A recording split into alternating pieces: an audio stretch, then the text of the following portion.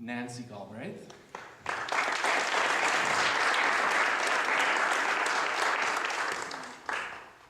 And I guess I just want to start by asking Nancy to tell you a little bit about Strange Travels and how this piece came to be, and sort of what's the title all about?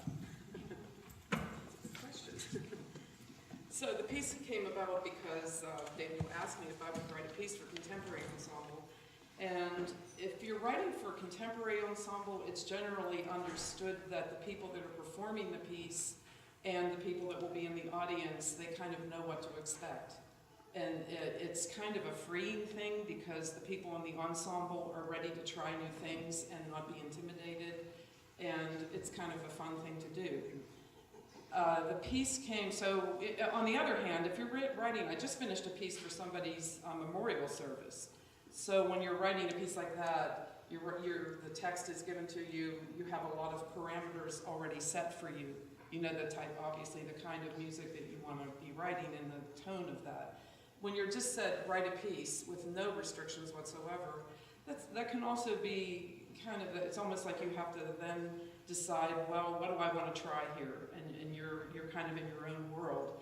And what I decided to do was, I was coming from, when you hear the piece, you won't realize that this is true, but I wanted to write a movement that was very, there's a lot of rhythm in it, which is true about a lot of my music, very rhythmic, but kind of in a groove sort of way, and the type of piece that could possibly be, I was envisioning it being performed in, say, a warehouse type situation in Manhattan or something like that. So there's a lot of industrial kind of sound, and you'll hear a lot of, for instance, metal percussion.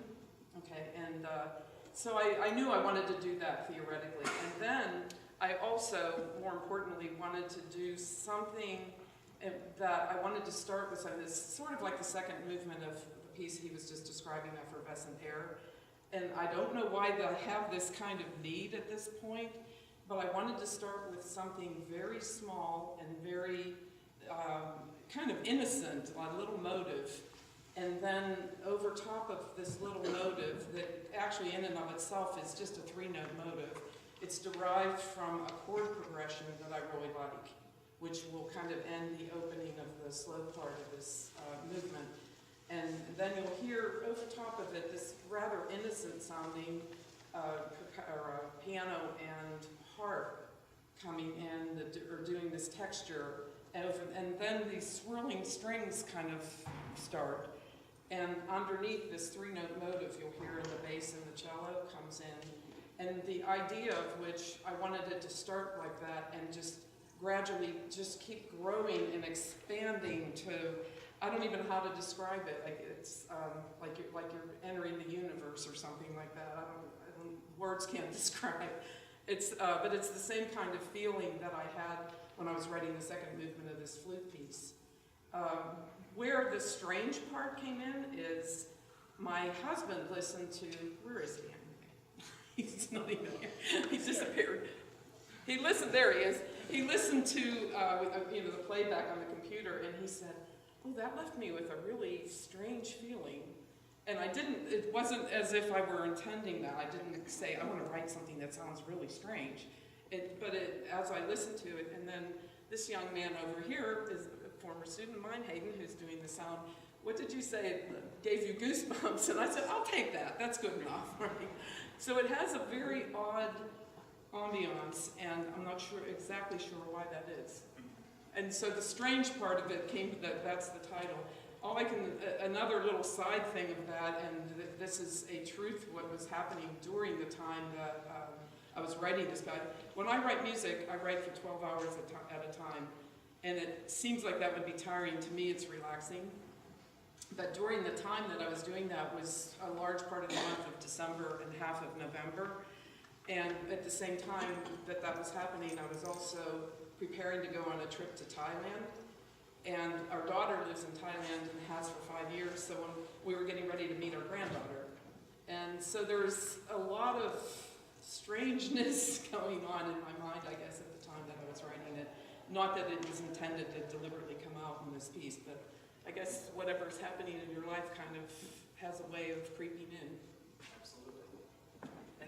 Nancy, one of the things I love about Nancy's music is the rhythmic vitality. There's always this strong sense of rhythmic groove in most of Nancy's music.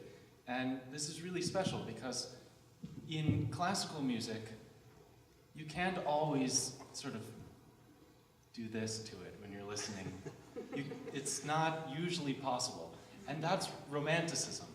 You know, Baroque music had that kind of dance feel to it, the weight on the front of the bar, and you can actually sort of groove to Baroque music if you try it.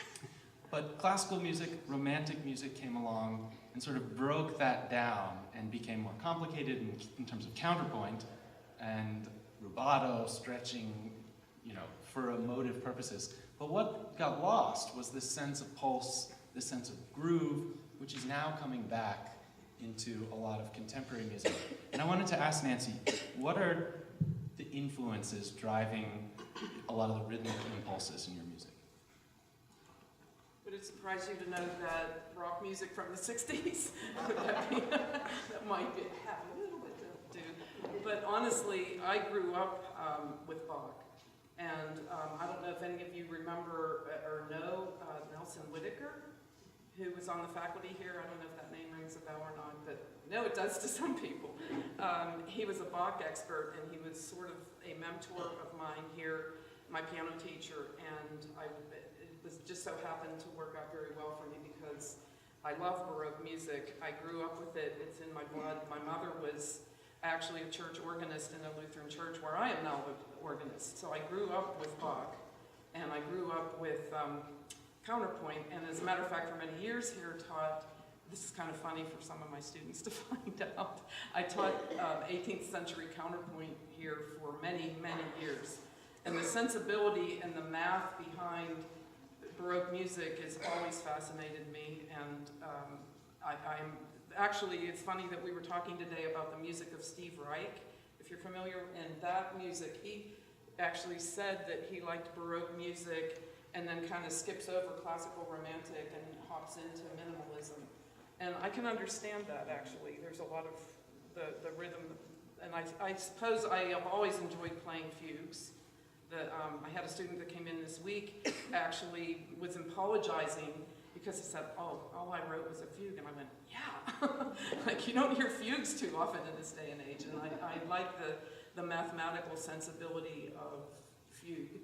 And obviously, you know, that combined with rock influences. I don't know how well you'll like this or not, but I'm a huge fan of Stravinsky and huge fan of John Adams, and you'll probably hear a lot of those influences in there as well.